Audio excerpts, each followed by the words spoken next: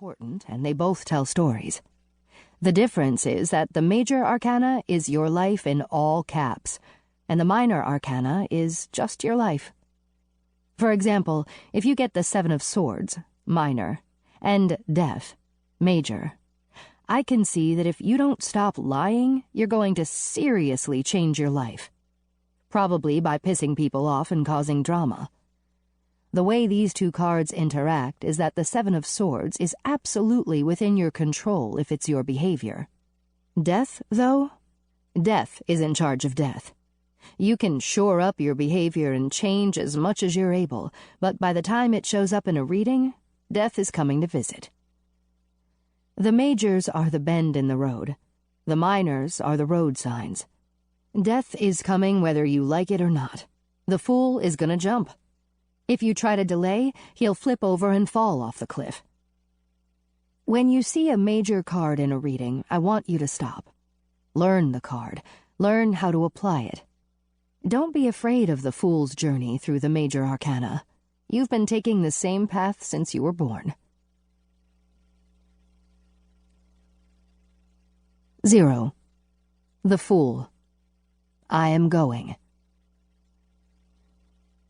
In one illustration of the Fool, you'll see he's surrounded by a clear blue sky, the bright, shining sun, and his little doggy pal. He's traveling light and carrying a beautiful rose, jaunty feather in his cap and a smile on his lips. He is surrounded by majesty and beauty, and yet he is paying attention to nothing. He is, in fact, about to walk off the bloody cliff. I don't see this as a tragic card. I love the Fool. Walking along, exploring and curious, and after you smack into that brick wall, walking away having learned. I can't help but think that the drop that he's about to have isn't that far at all, that after his fall, he'll stand up and grin.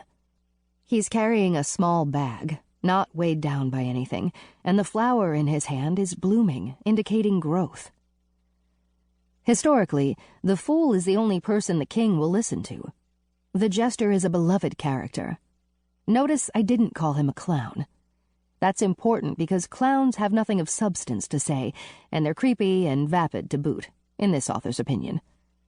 The Fool, on the other hand, has no agenda, no hidden plans or shenanigans up his sleeve. He is guileless. He is honest. He is genuinely happy. Even his dog is happy. He's the one who told the emperor that he was naked. He is going to move forward to say what's on his mind. He's going to be honest and forthright regardless of the circumstance. In every deck, the Fool is in a precarious position. Think of all the idioms we have for taking chances. Going out on a limb, break a leg, going for broke.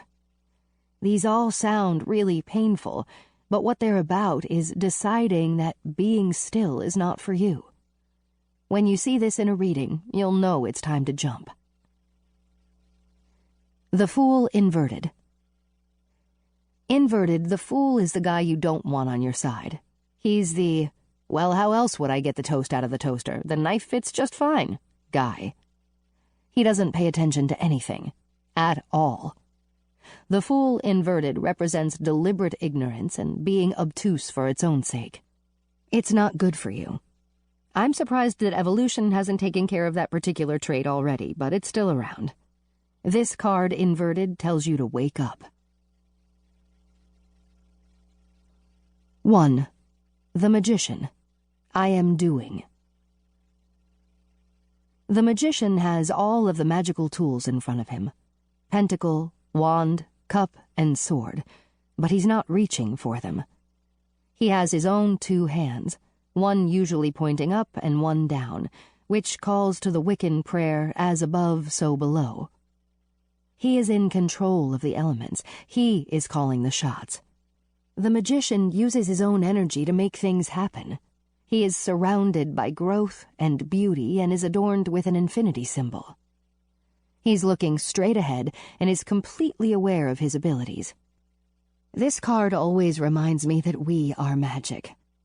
Remember, the first chalice was a cupped hand, the first wand an outstretched finger, and the first pentacle an open hand.